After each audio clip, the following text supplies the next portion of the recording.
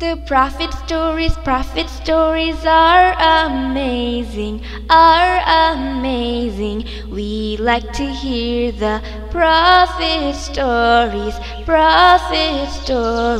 We like to hear the prophet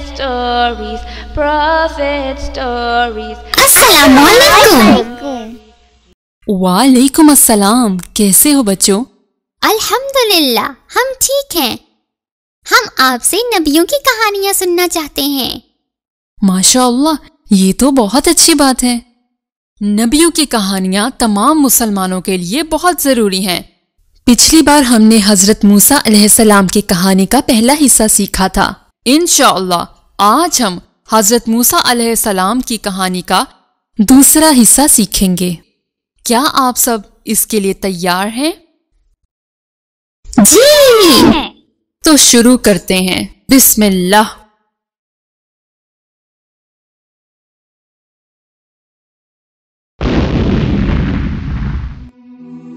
अल्लाह ने उस बुरे फिरआउन को बहुत मौजिज़े दिखाए, लेकिन अब भी वो इसराइल को नुकसान पहुंचाता रहा। अब ये बात साबित हो चुकी थी कि फिरआउन अल्लाह पर और हजरत मूसा अलैहिस्सलाम पर ईमान नहीं लाएगा। आखिरकार अल्लाह ने हजरत मूसा अलैहिस्सलाम को अपने लोगों के साथ रात के अंधेरे में मिस्र से निकल जाने को कहा। बनी इसराइल के लोगों ने खुद को मिस्र छोड़ने के लिए तैयार किया और हजरत मूसा अलैहिस्सलाम और हजरत हारून अलैहिस्सलाम की पैरवी की। वो नहीं जानते थे कि कहाँ जाना है, लेकिन अल्लाह ने उन्हें खलीजे सुय्यस तक पहुंचने की रहनुमाई की, क्योंकि उसका कुछ और ही मंसूबा था। इस मौके को हिजरत भी कहा जाता है। जब फिरआउन को इसराइल के लोगों के बारे में पता चला तो वो बहुत गुस्सा हुआ। उसने अपने लोगों को शहरों में भेजा कि वो जाके वहां से फौज इकट्ठी करके लाएं। फिरआउन उन्हें बार बार यही कहता रहा, वो बहुत थोड़े लोग हैं, उन्होंने हमें गुस्सा दिलाया है, लेकिन हम उनको शिकस्त देने के लिए तैयार हैं। अब फिरआउन की कौम इसराइल के लोगों को पकड़ने के लिए तैयार हो गई। उन्होंने सुबह होने का इंतजार किया ताकि उन्हें पकड़ के दोबारा अपनी गुलामी में ला सकें, और इस तरह अल्लाह ने उन लोगों से उनका तमाम मसासा छीन लिया, उनके खूबसूरत घरों और खूबसूरत बागों को छीन लिया। दूसरी तरफ बनी इसराइल के लोग अभी खलीजे सुय्यस पर ही पहुंचे थे और इंतजार में थे। कितने इसराइली उस वक्त हजरत मूसा अलैहिस्सलाम के साथ थे? ये बहुत बड़ी तादाद थी। कुछ मुफस्सरीन कहते हैं कि तकरीबन 2000 से जायद बनी इसराइली हजरत मूसा अलैहिस्सलाम के साथ थे, लेकिन अल्लाह बेहतर जानता है। जब उन लोगों को पता चला कि फिरआउन और उसकी फौज उन्हें पकड़ने आ रहे हैं तो वो लोग खौफजदा हो गए। यहाँ तक कि कुछ लोगों ने हजरत मूसा अलैहिस्सलाम पर अपना ईमान तक खो दिया। वो लोग खुद को फिरआउन के हवाले करने के लिए तैयार हो गए। इसराइल के लोगों के लिए ये अल्लाह की तरफ से एक इम्तिहान था। अब उनके सामने समंदर था और उनके पीछे उनके दुश्मन थे, जो कि फिरआउन और उसकी ताकतवर फौज थी। ये उनके लिए मौत का कुआं था। हजरत मूसा अलैहिस्सलाम और हजरत हारून अलैहिस्सलाम नहीं जानते थे कि इसके आगे क्या करना है। वो अल्लाह के हुक्म का इंतजार कर रहे थे। इस मुश्किल वक्त में अल्लाह ने हजरत मूसा अलैहिस्सलाम को हुक्म दिया कि समंदर पर अपना डंडा मारो।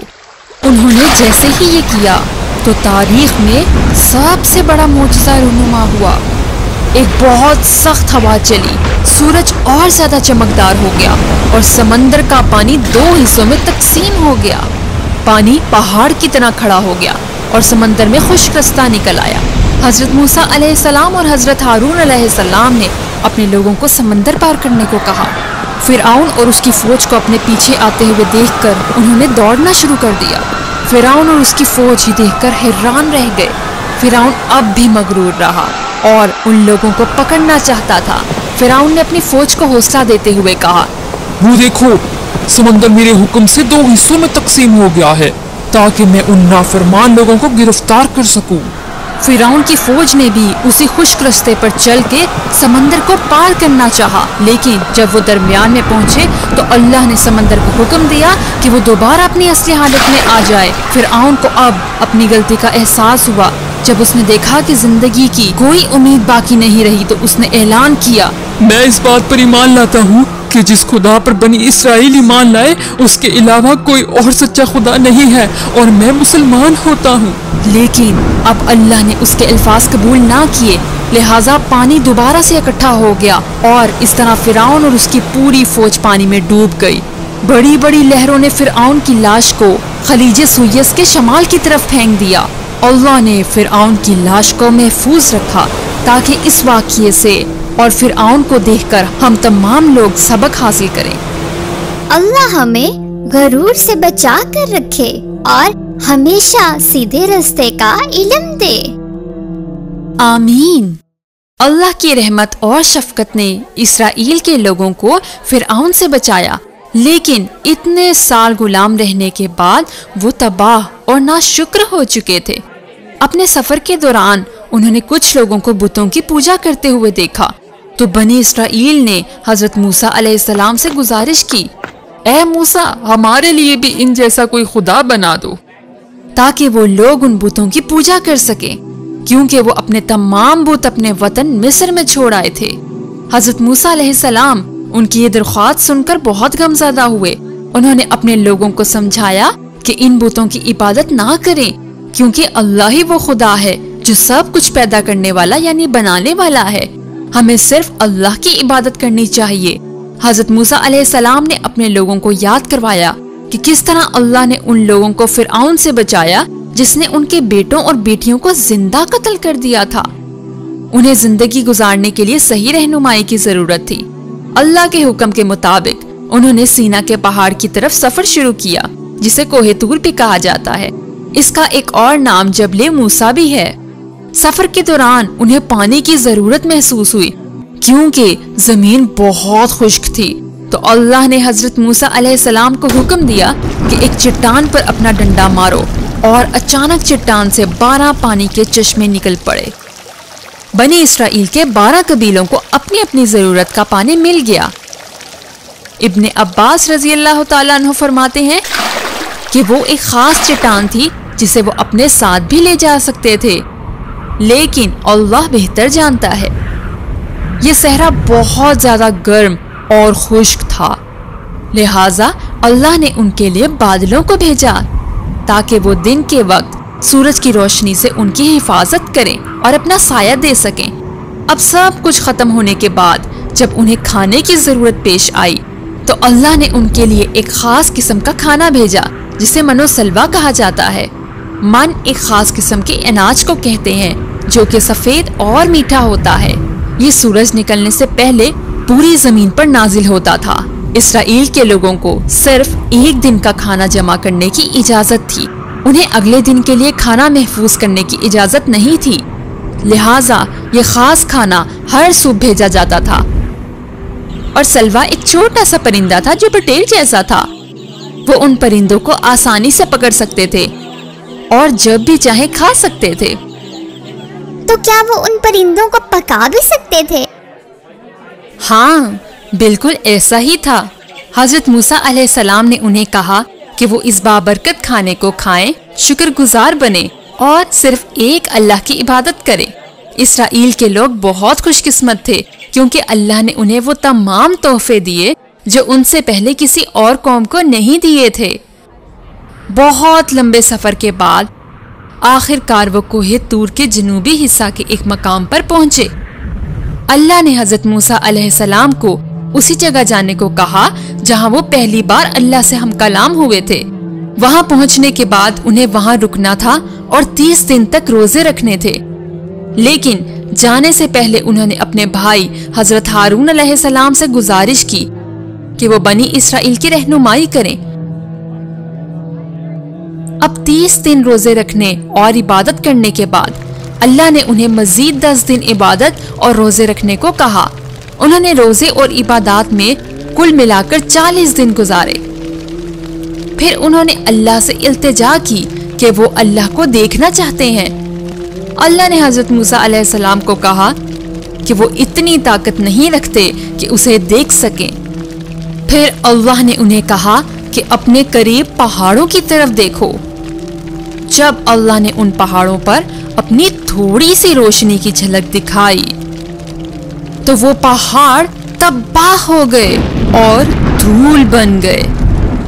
حضرت موسیٰ علیہ السلام اپنے حواس کھو بیٹھے۔ تو کیا یہ مٹی ہماری آنکھوں کے لیے سرما یا کحل کے لیے استعمال ہوتی ہے؟ نہیں، وہ مٹی سرما نہیں ہے۔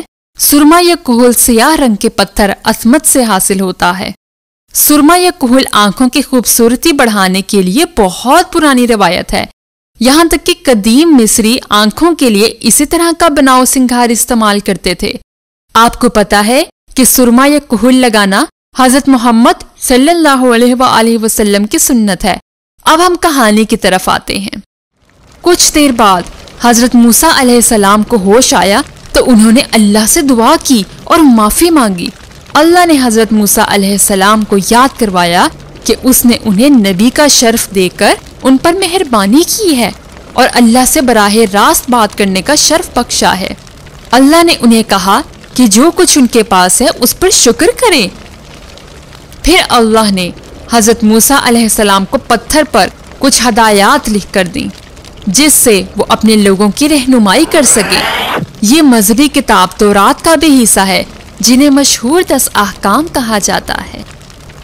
دوسری طرف حضرت موسیٰ علیہ السلام کی 40 دن غیر موجودگی میں ان کے لوگوں کے ساتھ بہت برا ہونے لگا۔ انہوں نے فیصلہ کیا کہ اب وہ زیورات کو اپنے پاس مزید نہیں رکھیں گے جو کہ وہ مصر چھوڑتے ہوئے مصریوں سے چرا کر لائے تھے، لہٰذا تمام لوگوں نے اپنے چوری شدہ زیورات جلانے کے لیے ایک جگہ پر اکٹھے کیے۔ ان لوگوں کے درمیان ایک برا آدمی بھی تھا جس کا نام سامری تھا، وہ بت بنانے میں ماہر تھا۔ اس نے ان تمام زیورات سے ایک خوبصورت اور سنہری رنگ کی گائے بنائی۔ اس کام کے دوران اس نے اپنے لوگوں کو متاثر کرنے کے لیے کچھ جادوئی کام بھی کیے۔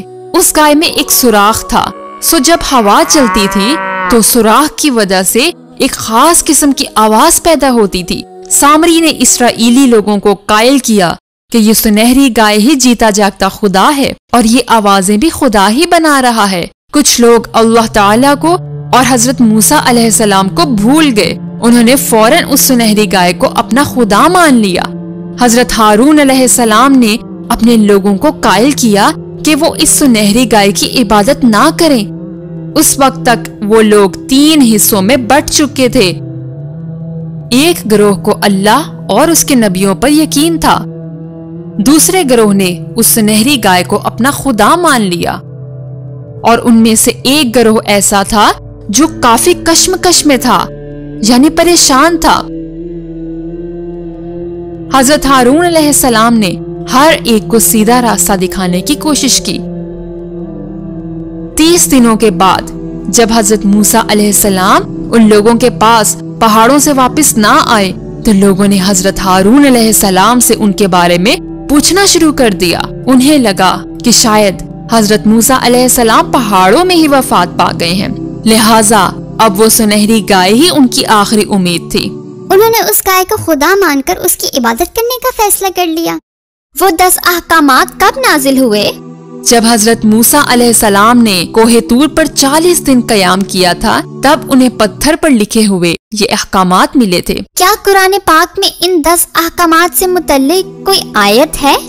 کچھ علماء کہتے ہیں کہ سورہ انعام کی آیت نمبر 151 اور 152 میں تورات یا پرانی مقدس تورات کے 10 احکامات کا ذکر ہے۔ اب ہم دوبارہ کہانی کی طرف آتے ہیں۔ ان 10 احکامات کو حاصل کرنے کے بعد جب حضرت موسیٰ علیہ السلام اپنے لوگوں کے پاس واپس آنے لگے تو اللہ نے انہیں اس سنہری گائے اور لوگوں کے رویے کے بارے میں بتایا۔ جب انہیں اس بات کا علم ہوا کہ انہوں نے اللہ کی بجائے اس سنہری گائے کو خدا مان لیا ہے تو وہ بہت غمگین اور غصہ ہوئے۔ وہ فوراً اپنے لوگوں کے پاس آئے۔ غصے سے انہوں نے لکھے ہوئے تمام احکامات کو پھینک دیا۔ جب انہوں نے اپنے بھائی حضرت ہارون علیہ السلام کو دیکھا تو وہ آپے سے باہر ہو گئے۔ انہوں نے انہیں بالوں اور داڑھی سے پکڑا اور لوگوں کی طرف گھسیٹتے ہوئے لے گئے۔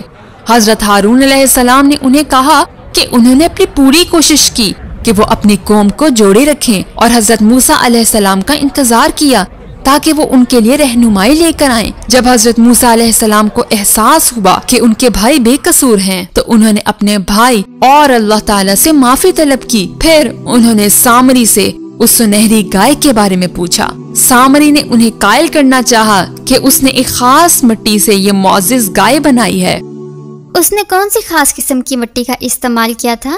کچھ علماء کہتے ہیں کہ یہ مٹی حضرت موسیٰ علیہ السلام کے پیروں کی مٹی تھی، اور کچھ کہتے ہیں کہ یہ حضرت جبرائیل علیہ السلام کے گھوڑے کی پیروں کی مٹی تھی، اور کچھ علماء کہتے ہیں کہ یہ صرف حضرت موسیٰ علیہ السلام کو قائل کرنے کے لیے ایک جھوٹ کہا گیا تھا۔ لیکن اللہ سب سے بہتر جانتا ہے۔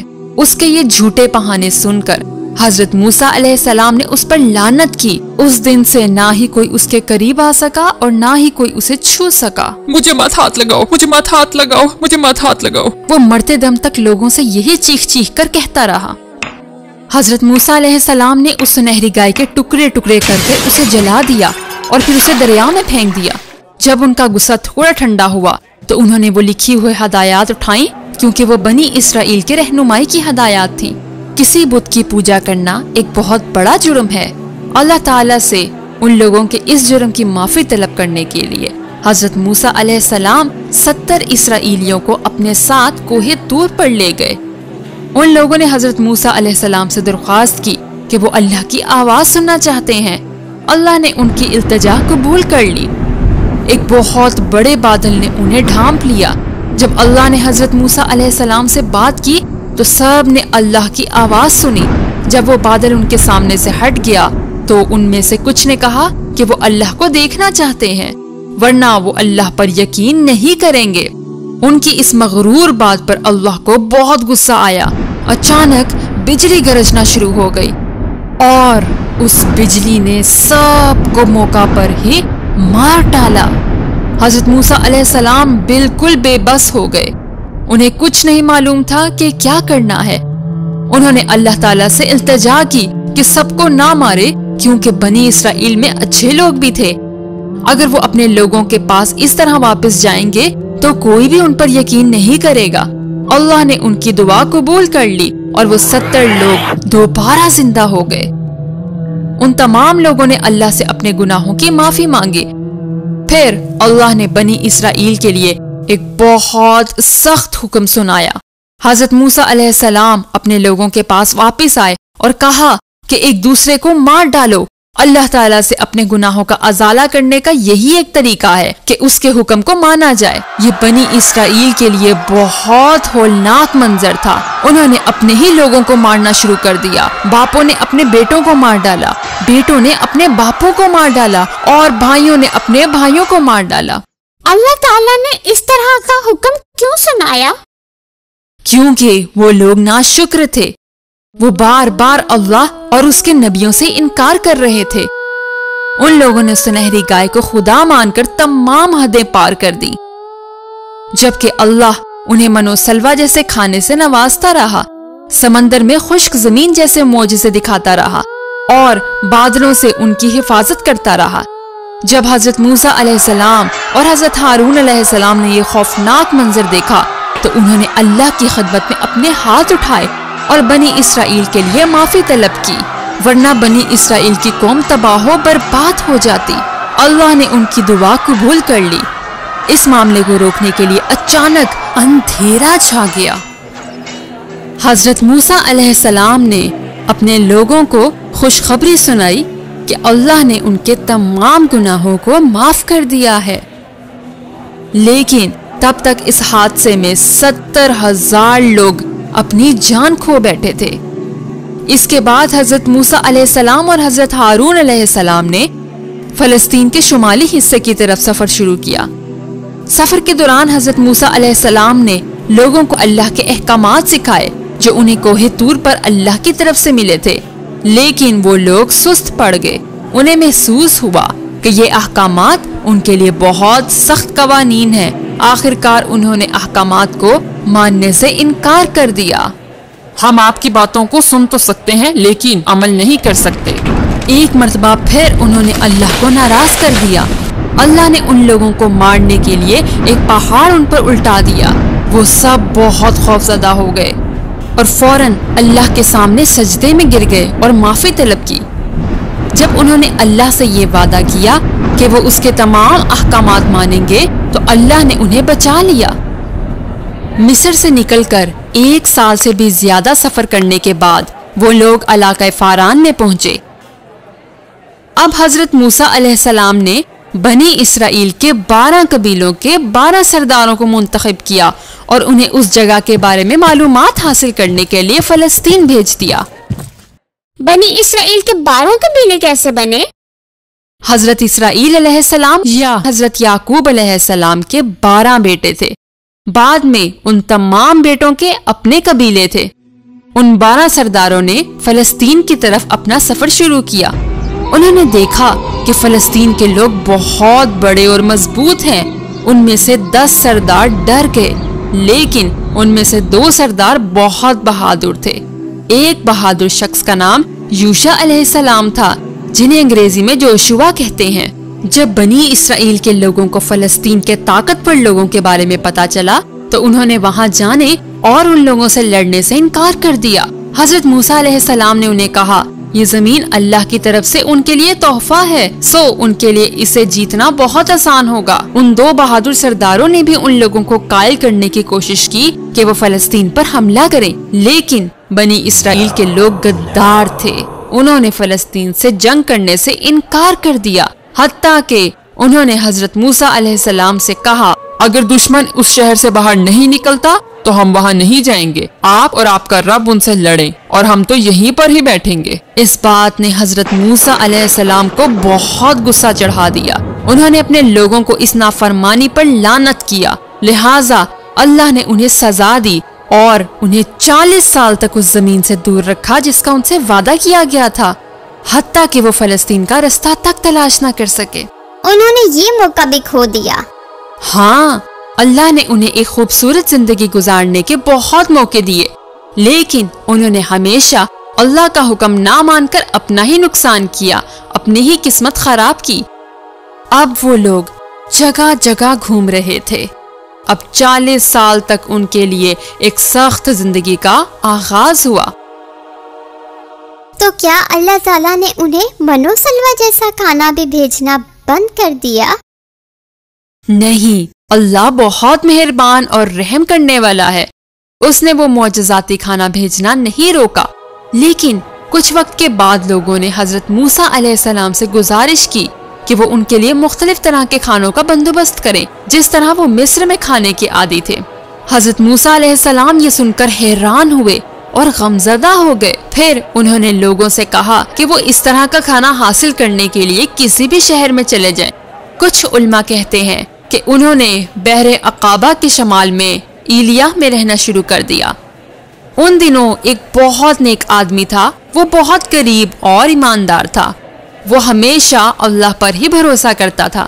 اس نے مرتے وقت اللہ سے التجا کی کہ وہ اس کی بیوی، اس کے اکلوتے بیٹے، اس کے گھر اور اس کے گائے کے بچے کا خیال رکھے۔ اسی حیرت میں اس نے اپنی بیوی سے کہا، گائے کے بچے کو جنگل میں لے جاؤ اور وہاں چھوڑ دو، کیونکہ میں اپنے لوگوں پر یقین نہیں کرتا، وہ خود غرض اور لالچی ہیں۔ کچھ سالوں بعد جب وہ لڑکا بڑا ہوا تو اس کی ماں نے اسے بتایا، تمہارے والد نے تمہارے لیے اللہ کے بھروسے ایک گائے کا بچہ چھوڑا تھا جو کہ اب تک بڑا ہو گیا ہوگا۔ بیٹا بہت حیران ہوا اور پوچھا، وہ کہاں ہے؟ اس نے اپنے بیٹے کو نصیحت کی کہ اپنے باپ کی طرح بننا، اللہ پر یقین رکھو اور جا کر اسے ڈھونڈو۔ اس نے ایک رسی لی اور جنگل میں چلا گیا اور اللہ کے سامنے سجدے میں گر گیا۔ جب اس نے اپنا سر اٹھایا تو اس نے دیکھا کہ ایک پیلے رنگ کی گائے اس کی طرف آ رہی تھی۔ وہ بہت خوش ہوا اور گائے کو اپنے ساتھ لے آیا۔ سوائے اس جوان شخص کے اور اس کی ماں کے کوئی اور اس گائے کے قریب نہیں آ سکا۔ وہ اپنے روزگار کے لیے اس پر لکڑیاں بیچتا تھا۔ انہی دنوں ایک امیر آدمی کی موت ہو گئی جس کی نہ کوئی اولاد تھی، صرف ایک برا بھتیجا تھا جس نے جائیداد حاصل کرنے کے لیے اپنے چاچا کا قتل کر دیا اور اپنے چچا کی لاش کسی کے گھر کے آگے پھینک دی اور ان لوگوں پر الزام لگانا شروع کر دیا اور لڑنا شروع کر دیا۔ آخر کار انہوں نے فیصلہ کیا کہ وہ حضرت موسیٰ علیہ السلام کے پاس اس مسئلے کا حل نکالنے جائیں گے۔ حضرت موسیٰ علیہ السلام نے اللہ کا حکم سنایا کہ ایک گائے کو قربان کیا جائے اور اس لاش کو گائے کے گوشت کے ایک ٹکڑے کے ساتھ لگایا جائے۔ وہ مردہ شخص دوبارہ زندہ ہوگا اور اپنے قاتل کا نام بتائے گا۔ ہر کوئی اس بات پر ہنسنے لگا۔ اللہ نے اس مسئلے کو حل کرنے کے لیے گائے کو کیوں چنا؟ ان لوگوں کا امتحان لینے کے لیے، کیونکہ وہ لوگ دل سے ابھی بھی گائے کو خدا مانتے تھے۔ اس لیے اللہ جانتا تھا کہ اس مسئلے کے حل کے لیے گائے کی قربانی کرنا ان لوگوں کے لیے آسان نہیں ہوگا۔ اس موقع پر اگر وہ صرف گائے کی قربانی کر دیتے تو مسئلہ بہت آرام سے حل ہو جاتا، لیکن ان لوگوں نے اسے مشکل اور پیچیدہ بنا دیا، لہٰذا اللہ نے ان کے لیے اسے اس سے بھی زیادہ مشکل بنا دیا۔ انہوں نے حضرت موسیٰ علیہ السلام سے بہت سارے سوال کرنا شروع کر دیے کہ گائے کس طرح کی ہوگی۔ انہوں نے کہا اپنے رب سے کہو کہ وہ ہمیں گائے کے متعلق تمام باتیں واضح کر کے بتائے۔ حضرت موسیٰ علیہ السلام نے انہیں بتایا کہ نہ وہ زیادہ بوڑھی ہوگی اور نہ ہی بہت جوان۔ یہ جواب ان لوگوں کو تسلی نہ دے سکا۔ اپنے رب سے پوچھو کہ وہ ہمیں گائے کا رنگ بتائے۔ حضرت موسیٰ علیہ السلام نے بتایا کہ وہ بہت خوشگوار اور چمکتے ہوئے پیلے رنگ کی گائے ہوگی۔ ان لوگوں نے اسے اور مشکل بنا دیا۔ اپنے رب سے کہو کہ وہ گائے کے بارے میں بالکل واضح بتائے، کیونکہ ہمیں تو تمام گائیں ایک جیسی لگتی ہیں۔ اللہ نے انہیں بتایا کہ اس طرح کی گائے ڈھونڈنا بہت مشکل کام ہے۔ وہ گائے کسی کھیتی باڑی میں استعمال نہیں کی گئی، لیکن وہ بہت صحت مند اور ہر عذر سے پاک ہے۔ آخر کار انہوں نے اس طرح کی گائے تلاش کر لی جو کہ اسی یتیم بچے کے پاس تھی۔ ان لوگوں نے اس گائے کو خریدنا چاہا، لیکن وہ لڑکا اور اس کی والدہ گائے کو بیچنا نہیں چاہتے تھے۔ آخر کار وہ اس بات پر راضی ہو گئے اور انہوں نے کہا کہ ہمیں اس گائے کے بدلے اتنا ہی وزن میں سونا دے دیا جائے۔ بنی اسرائیل کے لوگوں کے پاس اس کے علاوہ اور کوئی راستہ نہیں تھا، لہٰذا انہوں نے وہ گائے خرید لی، لیکن ان کے دل اتنی خوبصورت پیلی گائے کو قربان کرنے کے لیے نہیں مان رہے تھے۔ آخر کار انہوں نے اللہ کا حکم مان لیا اور وہ مردہ شخص اٹھا اور اپنے قاتل کا نام بتایا۔ حضرت موسیٰ علیہ السلام نے لوگوں کو حکم دیا کہ اس قاتل کو مار دیا جائے۔ آج کے بعد میں کبھی زیادہ سوال نہیں پوچھوں گا تاکہ زیادہ مشکل نہ کھڑی ہو۔ ماشاء اللہ، اس کہانی سے ہمیں یہی سبق ملتا ہے۔ اگر میرے والدین مجھے کچھ کرنے کا کہیں گے تو میں فوری کر دوں گا۔ میں اپنے والدین سے کبھی کوئی سوال نہیں پوچھوں گا، انشاءاللہ۔ انشاءاللہ۔ میں آپ کو ایک اور اچھی کہانی سناؤں گا۔ کچھ علماء کہتے ہیں کہ یہ واقعہ بحر عقابہ کے شمال میں ایلیاہ میں پیش آیا۔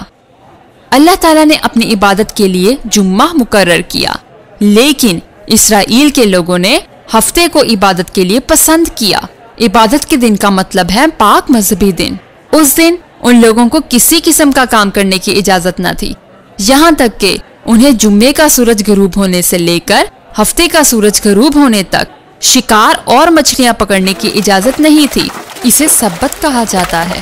ان کا امتحان لینے کے لیے اللہ ہفتے کو زیادہ سے زیادہ مچھلیاں سمندر کے کنارے بھیجتا تھا۔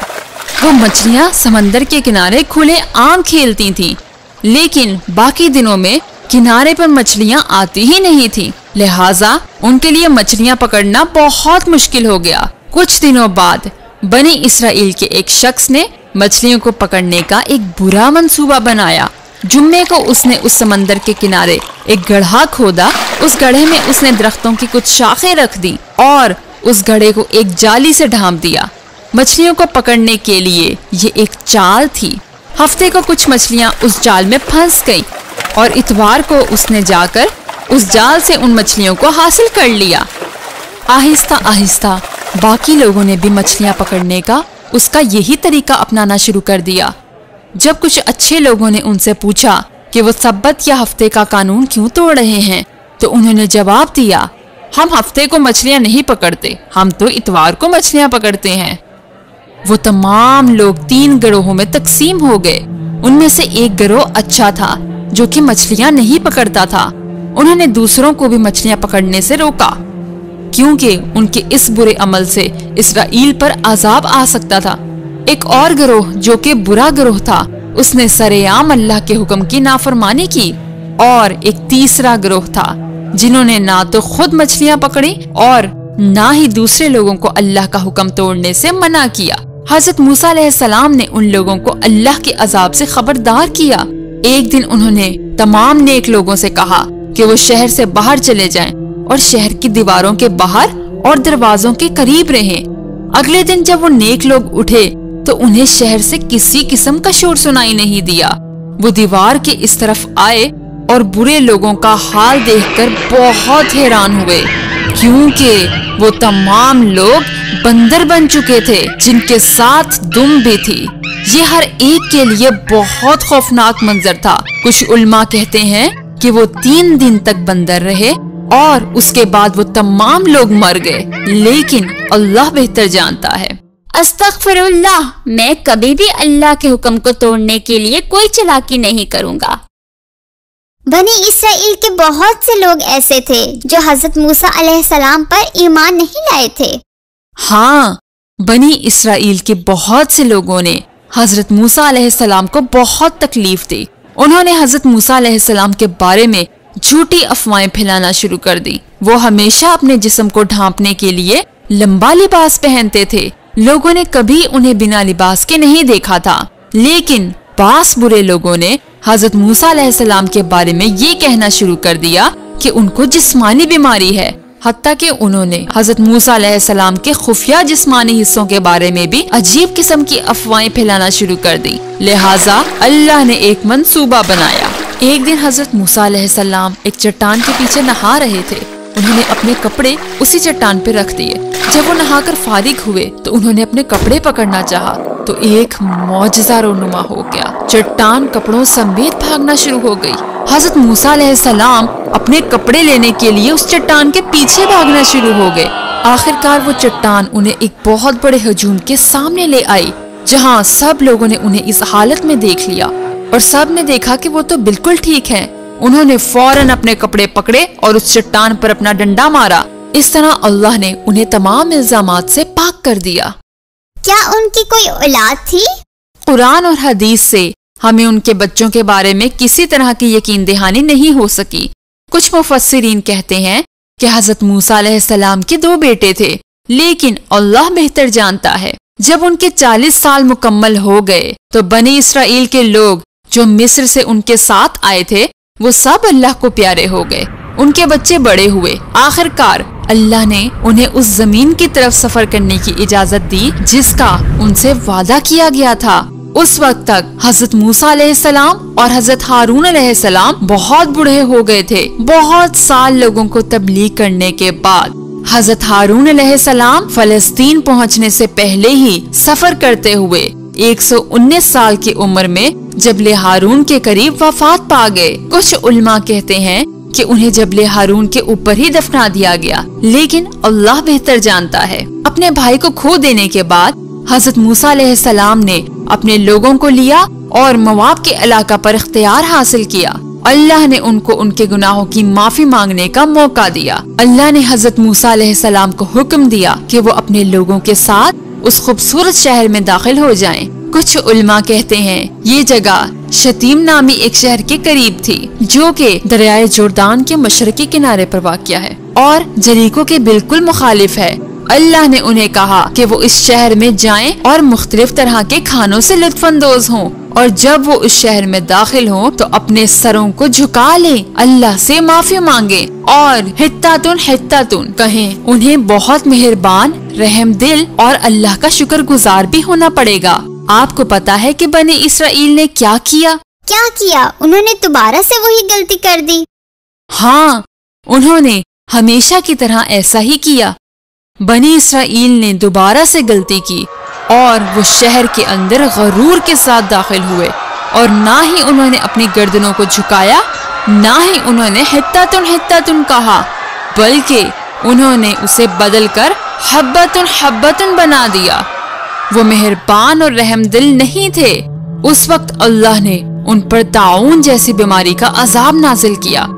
तकरीबन 14,000 लोग इस बीमारी से मर गए। कुछ दिनों बाद अल्लाह ने मौत का फरिश्ता हजरत मूसा अलैहिस्सलाम की रूह कब्ज करने के लिए उनके पास भेजा। जब हजरत मूसा अलैहिस्सलाम ने मौत के फरिश्ते को देखा तो उन्होंने जोर का एक थप्पड़ उस फरिश्ते की आंख पर दे मारा। फरिश्ता दोबारा अल्लाह के पास गया और कहा कि हजरत मूसा अलैहिस्सलाम अभी नहीं मरना चाहते। एहतरामन अल्लाह ने हजरत मूसा अलैहिस्सलाम को ये पेशकश की कि वो अपना हाथ एक बैल की कमर पर रखें और उनके हाथ में जितने भी बाल आएंगे अल्लाह उन्हें उतने सालों तक उनकी जिंदगी अता कर देगा। हजरत मूसा अलैहिस्सलाम ने कहा, इसके बाद क्या होगा? अल्लाह ने जवाब दिया, तुम्हें मरना ही होगा। हजरत मूसा अलैहिस्सलाम अपनी जिंदगी नहीं बढ़ाना चाहते थे। उन्होंने मौत को कबूल किया और अल्लाह से दुआ की कि वो उनकी जान उसी सरजमीन के पास ले जिस सरजमीन का उनसे वादा किया गया था। उस रहमदिल अल्लाह ने उनकी ये आखिरी इल्तिजा भी कबूल कर ली और हजरत मूसा अलैहिस्सलाम ने 123 साल की उम्र में उसी मुकद्दस जमीन के करीब नीबू के पहाड़ पर वफात पाई। उनका मेजार फलस्तीन के करीब सुर्ख पहाड़ के नीचे है। यहाँ पर हमारी हजरत मूसा अलैहिस्सलाम की बेहतरीन कहानी का इख्तिताम होता है। इंशाअल्लाह अगली बार हम नबियों की एक और खूबसूरत कहानी से लुत्फानंदोज होंगे। The Prophet Stories. And thank you so much to all of our supporters and donors. May Allah subhanahu wa ta'ala accept you to be part of this great organization and give you the highest reward to you and your family in this world and the hereafter.